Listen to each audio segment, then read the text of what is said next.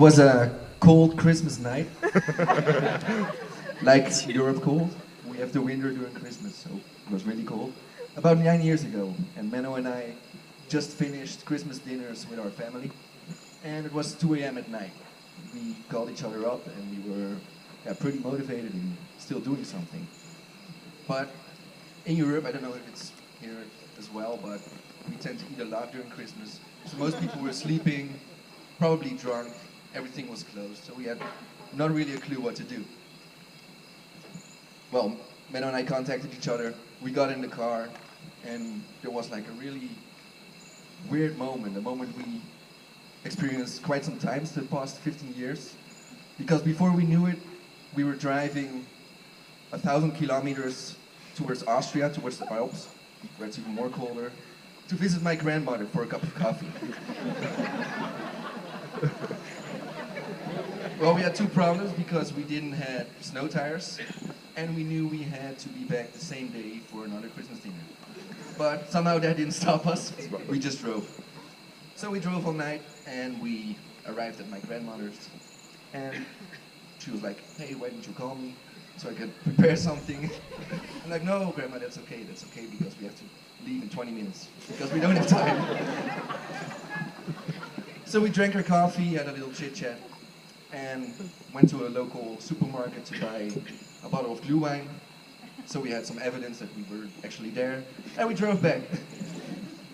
Drove home, and we actually made it on time for the second Christmas dinner. And it was, totally useless actually. It made no sense at all. My grandmother still doesn't understand it. We don't understand it either, but one thing is for sure, that spontaneous, impulsive moment that we experienced so many times before, that's what still keeps being saved in our memories. For those of you who don't know me, you may have seen me before or earlier. My name is Jaime, and Menno and I know each other for about 15 years. We spent quite some moments together. We went to school together, had multiple jobs together, went skateboarding together, even played in a music band together. But the band here will top us in any way. But we go way back, and that's for sure. Menno and Marialet asked me about a month ago if I would tell them something on their wedding, and at first it was, it's probably the closest I'll ever get to marrying, so why not? No, I was really blessed, I really appreciate it, and I really love doing it. Menno did ask me to be gentle, to be polite, in a certain way, so I'm not going to share any more of those spontaneous moments. I'm just going to say how I think of Menno and how I think of Marialet.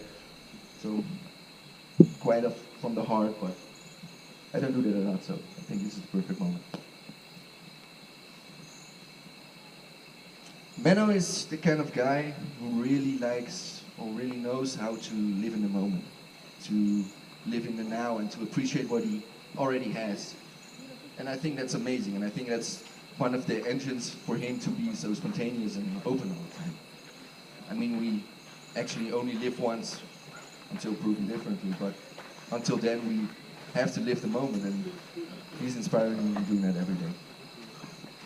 It's also amazing how welcoming and open he is to basically everybody. It doesn't matter who or where somebody's coming from. He's just searching for the best situation, searching for a win-win. In nature, which we are right now, it's called a symbiosis. It's Greek for living together. And you can compare it to, have any one of you seen crocodiles here past days? Yeah, you did? When you see a crocodile swimming, sometimes you can see a little bird sitting on the head or sitting on the teeth to clean it. It's quite rare, and not all species do it, but it's called a symbiosis, living together and taking care of each other in any way possible. And boy, it makes me think of Menno. You also have it with sharks, where the little fish are swimming there.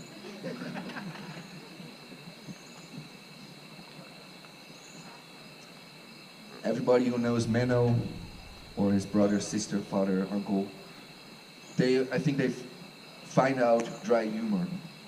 I really think they did, because for the past 15 years. I'll just give you one example. Menno has been calling me a German for the past 15 years. And not that I am, I'm Dutch, Austrian.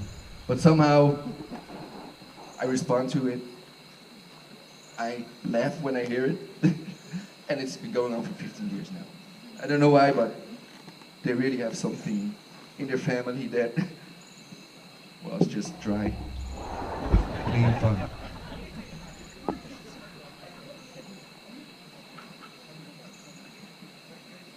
It was quite some years ago when I first met Marialet. It was at an occasion on which you really know how to work with it, because it was at a bride. And I noticed pretty soon that Marialet was one of the guys. Not only one of the girls, but also one of the guys, because she has the same mindset as Menno, not only as Menno, but also as all of his friends. I'm pretty sure of that.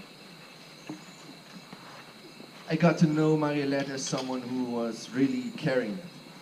Not only caring to Menno, but also caring to all of his friends and family. And whether it was a Sunday sports day, a twisted ankle, a new outfit, or an entire new home interior, she would manage it and she had fun doing it. It was really beautiful.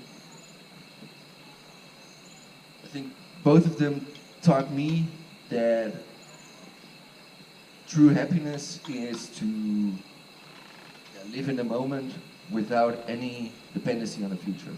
Carpe diem. And I can see that with you every day. I've been on tour with Menno and a bunch of guys for the past 3 weeks, and I noticed it even more. I think that's something that's much more developed in the South African culture as in Europe is, and I really like it. It's really an inspiration for me. I think marrying is a new chapter, but I think it's a very adventurous chapter, and I'm pretty sure that not only you two, but everybody here and everybody who knows you, both of you will have a tremendous time. Everybody will enjoy it to the max. Thank you.